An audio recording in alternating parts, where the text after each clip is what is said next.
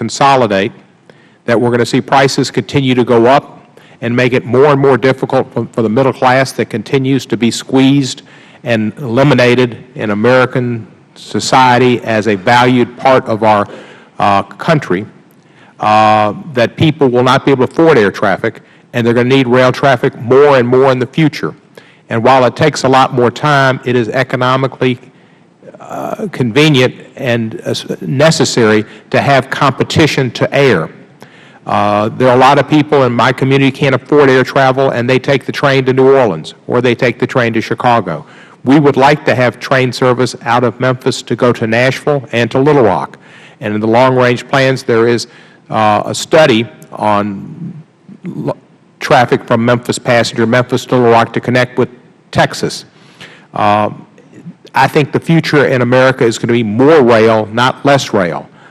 And rail keeps, particularly in the Northeast Corridor where it's profitable, keeps energy costs in line, because we're not having to have all those cars on the road that are buying their gasoline from Middle Eastern or Venezuelan or wherever sources, which is one of the great problems we have as a future of oil, the expense of oil, the expense of a defense industry that's set up to protect those oil routes. And the more we can do to get away from reliance on gasoline, the better off we are. So when you look at Amtrak simply on its costs, you have to factor in, or you should factor in, how much we are not having to put in to defense costs, defending the Straits of Hormuz, because we don't need gasoline to move those trains.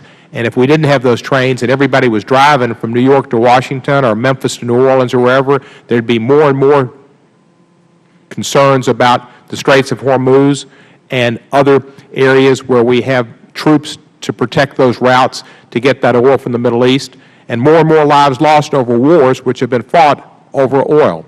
So I like Amtrak. I think it has a great future in our country. We don't do as much as the European countries or the Chinese do to keep it afloat and to put government monies into it.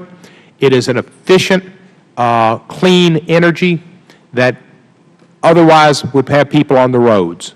You couldn't get from New York to Washington if the trains didn't run. The highways would be that clogged, and it would hurt commerce, but it would also contribute more to pollution, more to global warming, and more to defense costs to protect those oil routes.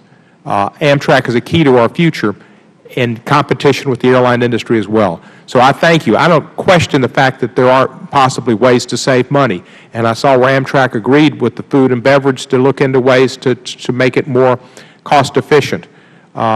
Sure, there can be more cost efficiencies, but when it's subsidized, it still does a public good, and that's why we do it, because it's important that we have a good rail system in our country, and in the future we're going to depend on it more and more. So I thank you for what you provide, the service you provide. I certainly look forward to continuing. I hope one day I can go from Memphis to Nashville or Memphis to Little Rock, and I think that a lot of people in this country would really benefit taking a train trip across the country with their children. Talk about family values. You get close when you learn about America on the rails, and you get to share that time with your children. I thank the Chairman for the time. I thank Amtrak for the service, and I, in the proverbial congressional spirit of being out of time, yield back the balance of my time. Thank the gentleman from Tennessee. Others seek recognition. Mr. Altmaier, are you okay? Okay. I think all the members have been